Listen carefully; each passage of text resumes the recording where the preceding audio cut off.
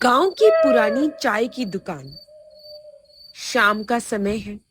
ठंडी हवा चल रही है। दुकान के बाहर एक पुराना लकड़ी का बेंच पड़ा हुआ है, जिस पर रामलाल और गंगाराम बैठकर चाय पी रहे हैं। दुकान के पास एक पुराना पीपल का पेड़ है, जहां पर अक्सर गांव के बुजुर्ग बैठकर गपशप करते हैं। अरे यार गंगाराम, देख तो, आज पूरे 10 दिन हो गए। मास्टर जी कहीं दिखे ही नहीं। हाँ भाई, मैं भी सोच रहा था। हर रोज यहाँ आते थे, फिर अचानक कहाँ चले गए। तभी दूर से मास्टर जी धीरे धीरे चलते हुए आते हैं। हाथ में एक लकड़ी की छड़ी, सफेद धोती और हल्की कमर झुकी हुई है। उनके चेहरे पर अनुभव की लकीरें और आंखों में गहरी थकान झलक रही थी। जैसे ही वो दुकान के पास पहुंचे, रामलाल और गंगाराम खुशी से खड़े हो गए। अरे मास्टर जी, आप इतने दिन कहाँ थे? बिना बताए कहाँ गायब हो गए? अरे भाई, जरा शहर गया था पोते को देखने।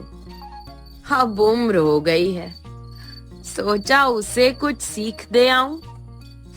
मगर गांव की चाय की तो बात ही कुछ और है। चाय वाला माधव चाय देते हुए कहता है, लीजिए मास्टर जी, आपके बिना चाय का स्वाद भी अधूरा लग रहा था।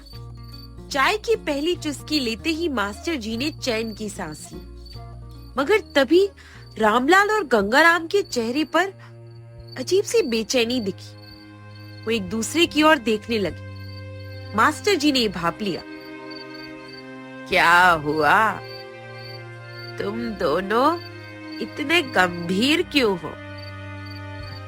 गंगाराम ने धीमी आवाज में जवाब दिया, मास्टर जी, आपको पता है, जो बगल वाला गांव है ना, वहां वो वापस आ गई है। मास्टर जी ने चौंकते हुए कहा, कौन? गंगाराम ने डरते हुए जवाब दिया, मास्टर जी, तुम तो जानते हो ना, वही पिचासनी। हाँ मास्टर जी, वही पिचासनी, जिसके बारे में आपने हमें बताया था कि वो पहले भी गांव में आतंक फैला चुकी है।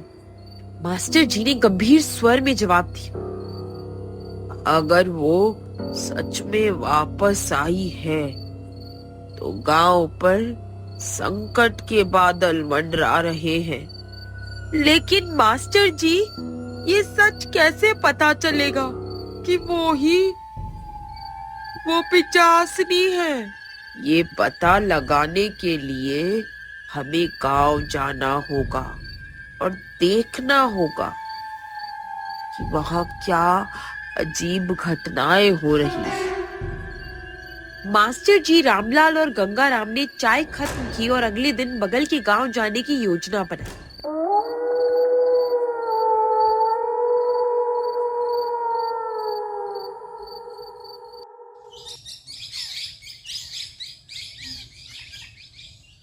गांव में जो हो रहा था वो एक भयानक रहस्य था, जिसे सुलझाना बेहद जरूरी था। क्या मास्टर जी सच में पिचासनी का सामना कर पाएंगे, या फिर ये सिर्फ एक अफवाह? गांव की पुरानी चाय की दुकान।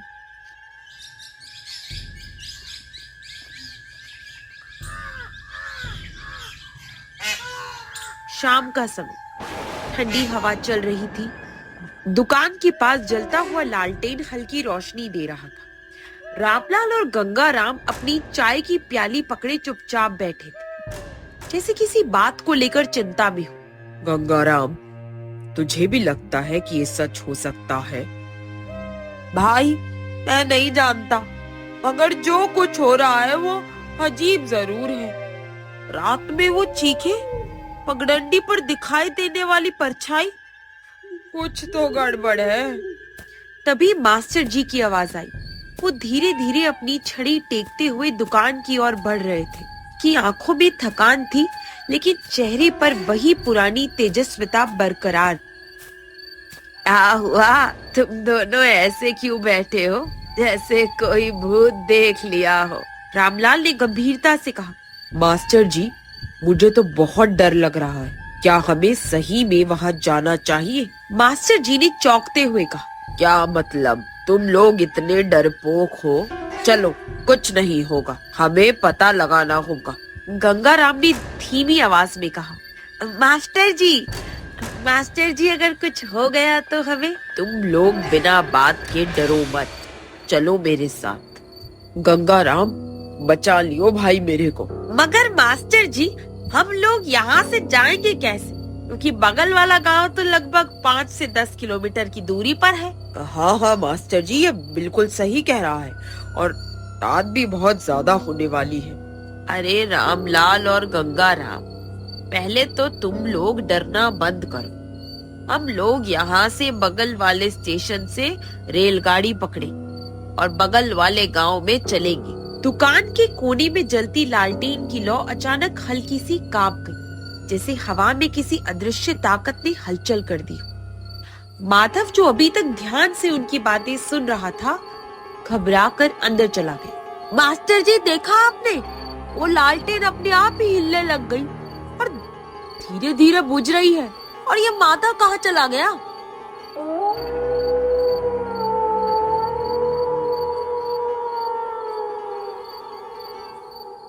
तुम लोग फिर से अंधविश्वास की बातें कर रहे हैं। कोई ठोस वजह है ऐसा कहने की? मास्टर जी, इस हफ्ते गांव में 3 अजीब घटनाएं हुई हैं। पहली, सोमेश काका की भैंस रात में अचानक पगला गई और सुबह खेत में मरी हुई मिली।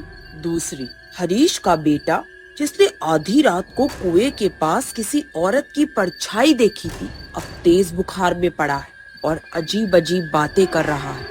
और सबसे डरावनी बात, कल रात चौधरी का नौकर बोला कि उसने गांव के बाहर वाली पगडंडी पर एक लाल साड़ी में किसी औरत को चलते देखा था, लेकिन जैसे ही वो करीब गया, वो हवा में गायब हो गई। अगर ये सब सच है तो हमें खुद जाकर देखना होगा। मास्टर जी, गंगाराम और रामलाल तीनों रेलवे स्टेशन पर पहुंचे और रेलगाड़ी में बैठ गए और वो चल पड़े। मास्टर जी, अगर आप बुरा ना माने तो एक बात पूछूं? अगर पिचाशनी ने हम पर हमला किया तो हम बचेंगे कैसे? कोई उपाय है इसका? ये बात तो है रामलाल, तुमने कोई उपाय सोचा है इसका? अरे मास्टर जी, ये आप कैसी बात कर रहे हैं? आप लेकर जा रहे हो हमें और बोल रहे हो कोई उपाय सोचा है? मैं तो आपके भरोसे हूँ।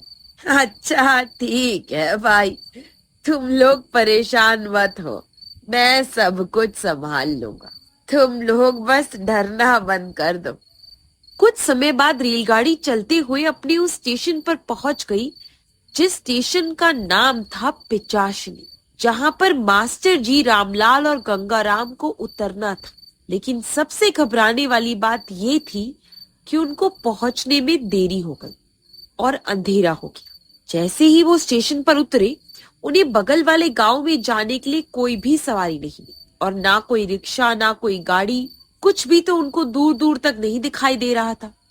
तभी गंगाराम ने कहा, मास्टर जी, वो देखो, वो एक बैलगाड़ी वाला जा रहा है। अरे ओ बैलगाड़ी वाले भैया, रुको, तनिक हमें भी बगल वाले गांव में छोड़ दो।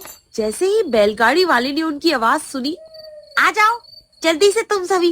लेकिन जैसे ही बैलगाड़ी वाले के पास मास्टर जी, रामलाल और गंगाराम पहुंचे, उन्हें देखा कि एक भयानक मोटा आदमी है, ऐसा आदमी जो कभी उन्होंने ना तो देखा था। मास्टर जी ने पूछा, भाई बगल वाले गांव में छोड़ दोगे? हाँ हाँ, क्यों नहीं, मैं भी उसी गांव में जा रहा हूँ। चलो जल्दी से बैठ जाओ, नहीं तो और अंधेरा हो जाएगा। तीनों एक दूसरे को देखते हैं और फिर बैलगाड़ी पर बैठ जाते हैं। गांव से कुछ दूर घना जंगल, रात की अंधेरी में कच्ची सड़क पर बैलगाड़ी चल रही। बैलों की घंटियों की धीमी आवाज सुनाई दे रही। रामलाल आसपास देखते हुए कहता है, ये रास्ता तो बड़ा डरावना लगता है, कहीं कहीं पिचाशनी की कहानियां सच तो नहीं? गंगाराम घबराकर इधर उधर देखता है। बैलगाड़ी की रफ्तार धीमी पड़ने लगती। तभी पास के पेड़ों से सरसराने की आवाज आती। वो क्या था? बैलगाड़ी वाला कुछ नहीं बोलता। मास्टर जी उसकी चुप्पी पर ध्यान देते। बेटा, ये रास्ता तो सीधा गांव जाता है ना? बैलगाड़ी वाला सर झुका लेता है। बैलगाड़ी अचानक जंगल के एक और अनजान रास्ते पर मुड़ जाती है। चारों तरफ धुंध फैलने लगती है। घना जंगल, हर तरफ सन्नाटा। अचानक ठंडी हवा चलने लगती है। रामलाल गुस्से में चिल्लाता है, अरे ये कौन सा रास्ता है? हम गांव की ओर तो नहीं जा रहे।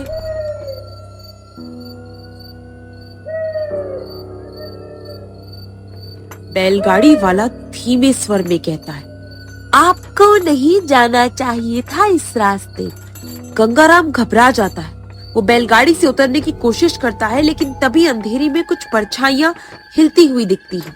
मास्टर जी समझ जाते हैं कि कुछ अजीब हो रहा है। वो धीमी आवाज में कहते हैं, हमें सच बताओ, ये रास्ता कहाँ जाता है? बैलगाड़ी वाला उनकी आंखों में देखता है और डरते डरते जवाब देता है, मैं भी नहीं जानता। जो भी इस रास्ते से गया फिर लौट कर नहीं आया।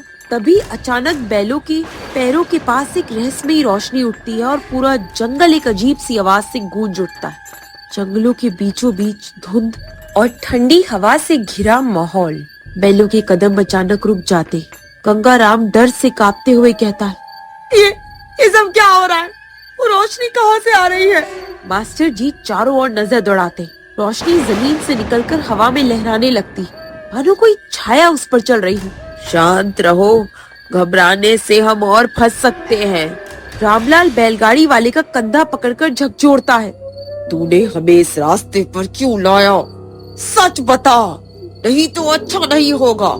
बैलगाड़ी वाला डरी हुई आवाज में फुसफुसाता है, मैंने कुछ नहीं किया। मुझे बस इतना पता था कि जो इस रास्ते से जाते हैं वो लौट कर नहीं आते। मैं भी पहली बार जा रहा हूँ। तभी अचानक रोशनी का रंग बदलने लगता है। नीला से लाल, फिर सफेद, और फिर हवा में एक आवाज गूंजती, तुम यहाँ क्यों आए हो? बताओ मुझे, तुम यहाँ क्यों आए हो? अब चारों ओर अंधेरा और गहरी धुंध। बैलगाड़ी हवा में हिलने लगती। बैल घबराकर पीछे हटने की कोशिश करते हैं। गंगाराम आंखें फाड़कर इधर उधर देखने लगता है। ये आवाज कहाँ से आई? मास्टर जी अपने अनुभव से स्थिति को समझने की कोशिश करते हैं। वो जमीन पर पड़े सूखे पत्तों को देखते हैं जो हवा में गोल गोल घूम रहे। ये कोई आत्मा है, शायद किसी की छाया, कोई जो यहाँ फंसा हुआ है। तभी एक धुंधली आकृति पेड़ों के पीछे दिखने लगती है। उसकी आंखें अंगारे जैसी चमक रही है। एक साया धीरे धीरे उनकी ओर बढ़ रहा है। हे भगवान, ये सच में कोई भूत है क्या? आवाज फिर गूंजती है, अब और गहरी और डरावनी। तुम्हें यहाँ नहीं आना चाहिए था। ये तुम्हारा रास्ता नहीं है। बैलगाड़ी वाला कांपने लगता है। उसके मुंह से मुश्किल से शब्द निकलते हैं, मुझे माफ कर दो, मैंने जानबूझकर कुछ नहीं किया।